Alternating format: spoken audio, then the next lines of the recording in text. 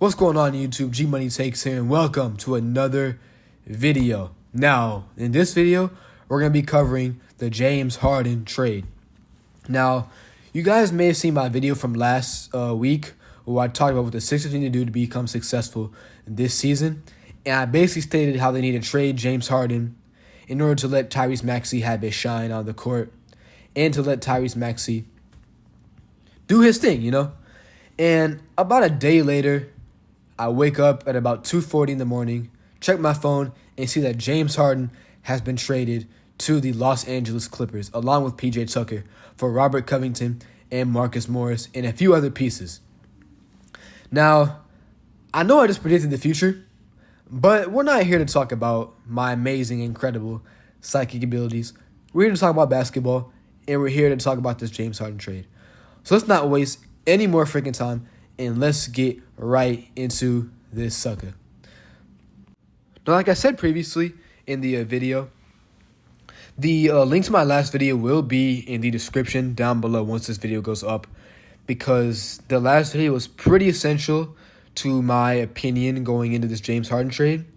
But also a quick recap on that, and then we'll get to the new stuff, the exciting stuff of this James Harden Clipper stuff. So, like what I basically said in that video, and kind of towards the beginning of this video, is that James Harden leaving the 76ers benefits the Sixers in so many ways. One of those ways being that Tyrese Maxey could step up as the second option and fulfill the role that I know he can play. Like I said, Tyrese Maxey is an amazing shooter. He's an amazing shot creator who can create his own shots. He's fast and he's athletic. And I see him filling these shoes of James Harden really well. The area I see him light in is his playmaking ability. Now, Tyrese Maxey did have a really, really good game against the Phoenix Suns, putting up 22 points and 10 assists, showing off his skill to play make. But he's not known for being a playmaker. And that's the one thing as to the Sixers do lose in James Harden is a facilitator and a playmaker. And B said it himself. But I do not think that team will be affected by that too much, considering Maxey is not a bad playmaker, but he's just more of a scorer and a more athletic guard. That's what we're used to seeing from Maxey on a nightly basis. But then the Sixers do get better defensively while adding two great defensive players in Robert Covington and Marcus Morris, who are also really good 3-and-D players as well. But that's where I see the 76ers gaining from this trade. Let's move on to the Clippers.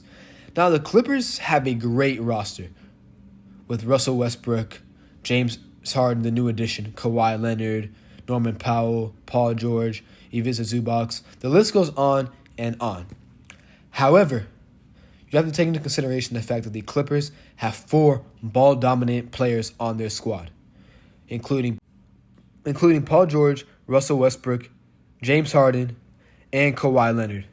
Now, Russell Westbrook kind of filled that facilitating role for the Clippers. However, you have a player like James Harden coming in who can also facilitate and play make just like Westbrook can, arguably better. But we're not here to have that debate on who's a better playmaker between Harden and Westbrook. But my point is, you have a lot of guys in the Clippers whose role is to be determined, to the point where we don't know where these roles will be cast for each of these players.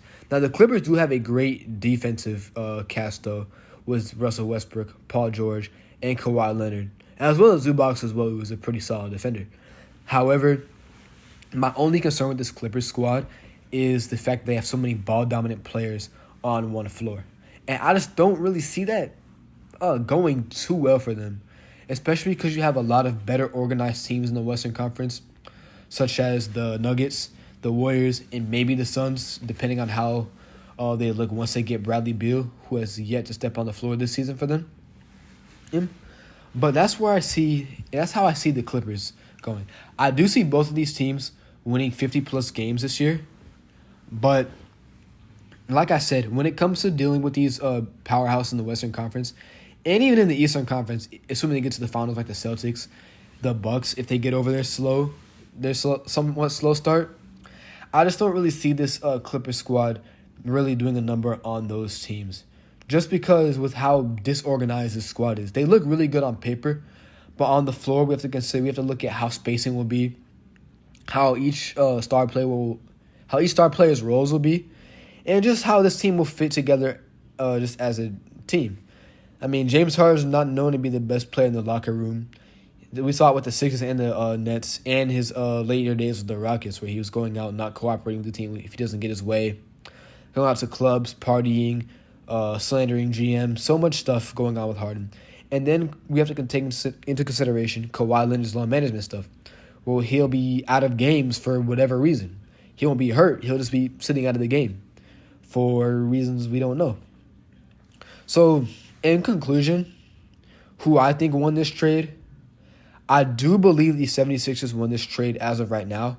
However, I could be proven wrong because the Clippers do play their first game with James Harden tomorrow. So I will watch that game and see how it goes. And my decision won't be based on that one game. Like, I'm not just going to sit and say, oh, the Clippers won the game, so I've changed my mind, guys. The Clippers won the trade. But yeah, I feel like I got my point across. But, however, let me know what you guys think down in the comments below. Like I say in all my videos up to this point, I'm open to have any type of NBA debate when it comes to any of my videos or on anything, maybe not related to my videos, as long as we keep it respectful.